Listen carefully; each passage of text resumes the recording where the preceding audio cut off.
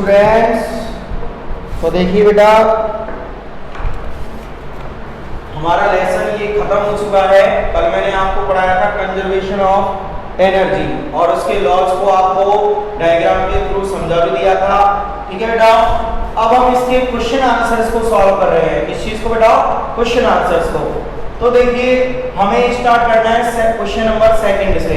तो second question क्या कहता है, आप अपनी बुक में से एक बार इसको स्टडी करिएगा, मैं यहाँ से बोल रहा हूँ फिर उसे समझाऊंगा। ठीक है, तो देखिए बेटा, an object thrown at a certain angle to the ground moves in curved path and falls back to the ground।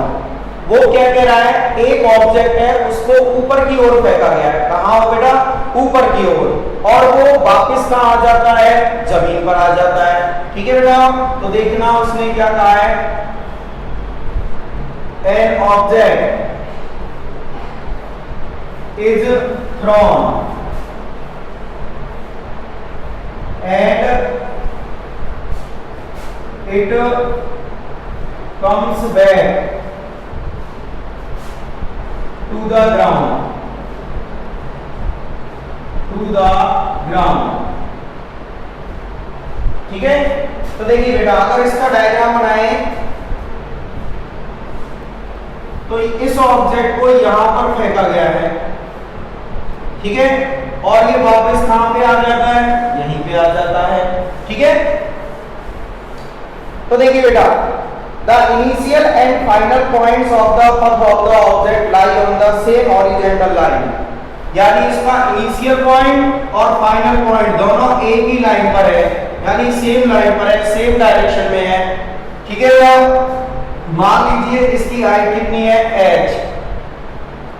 तो what is the work done by the force of gravity on the object, यानी आपसे क्या पूछा गया है बेटा?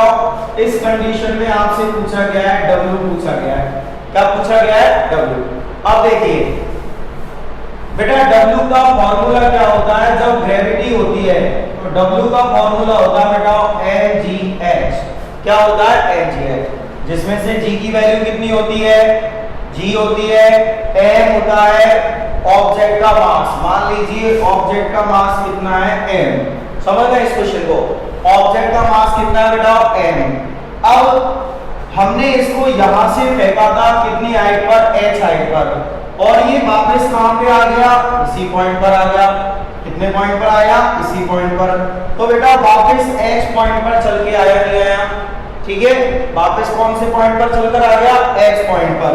तो बेटा यही इसका कौन सा पॉइंट है? इनिशियल, और यही इसका कौन सा पॉइंट है? फाइनल।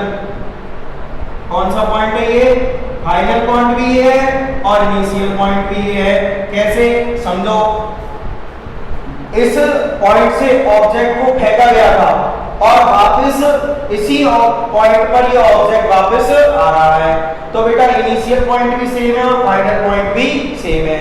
और आपने फोर्स वाले लेक्चर में स्टडी किया था कि जब इनिशियल पॉइंट और फाइनल पॉइंट सेम हो तो उस ऑब्जेक्ट का डिस्प्लेसमेंट कितना होता है? जीरो होता है। कितना होता है बेटा? जीरो, यानी कि h इक्वल टू कितनी आ जाएगी? यहाँ पे जीरो आ जाएगी। क्या लिखेंगे? व्हेन इनिशियल पॉइंट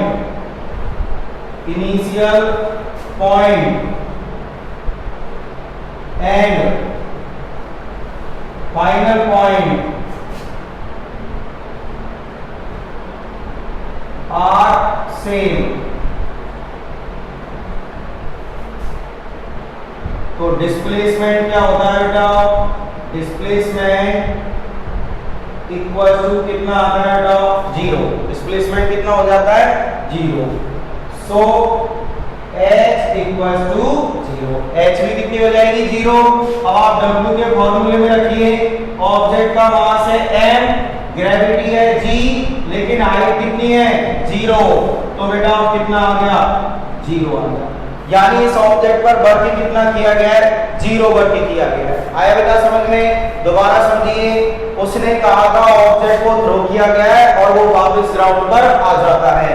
तो हमने m मास के ऑब्जेक्ट को यहां से थ्रो किया, ठीक है, और वो वापस उसी पॉइंट पर आ गया। तो बेटा इसका इनिशियल और फाइनल पॉइंट कैसा हुआ? सेम हुआ। और जब इनिशियल पॉइंट और फाइनल पॉइंट सेम होते हैं तो डिस्प्लेसमेंट कितना होता है? 0। तो h की वैल्यू भी कितनी हो जाएगी बेटा? 0। तो इसमें जब हम h की वैल्यू 0 पुट करेंगे तो वर्ग कितना आ जाएगा बेटा? 0 आ जाएगा, ठीक है। तो इस ऑब्जेक्ट का वर्ग कितना हुआ बेटा? 0 हुआ, ठीक है, लिख लीजिए।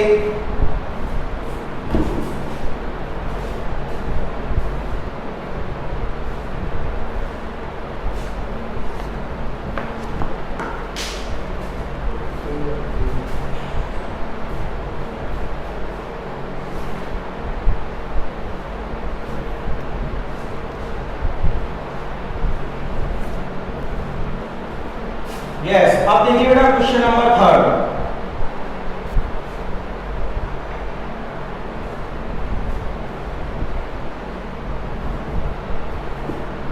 क्वेश्चन नंबर 3 क्या कहता है?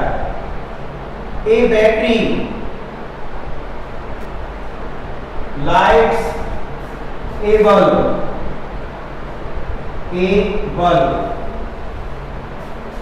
Right energy transformations,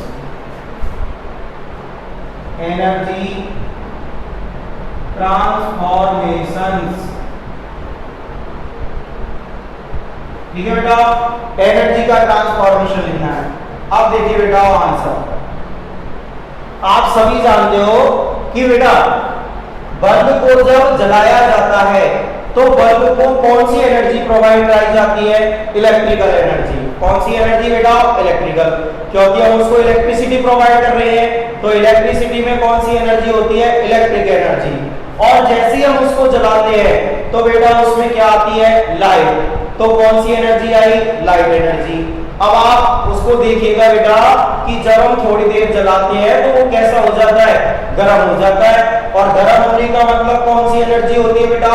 heat energy. कौन सी एनर्जी होती है बेटा? Heat energy. तो यहाँ पे एनर्जी ट्रांसफॉर्म कैसे हुई? सबसे पहले हमने उसको कौन सी एनर्जी दी थी? Electrical energy. कौन सी एनर्जी दी थी बेटा? Electrical energy. इलेक्ट्रिकल एनर्जी कौन सी एनर्जी में ट्रांसफॉर्म हो गई? लाइट एनर्जी में। कौन सी एनर्जी में ट्रांसफॉर्म हुई बेटा? लाइट एनर्जी में। और लाइट एनर्जी किसमें ट्रांसफॉर्म हो गई? हीट एनर्जी में। कौन सी एनर्जी में ट्रांसफॉर्म हो गई बेटा? हीट एनर्जी में, ठीक है। तो ये ट्रांसफॉर्मेशन होंगे। सबसे पहले उसको इलेक्ट्रिकल एनर्जी दी, उससे लाइट एनर्जी आई और धीरे धीरे वो गर्म हुआ। गर्म होने का मतलब उसमें हीट एनर्जी आ गई, ठीक है बेटा। तो ये है एनर्जी के ट्रांसफॉर्मेशन।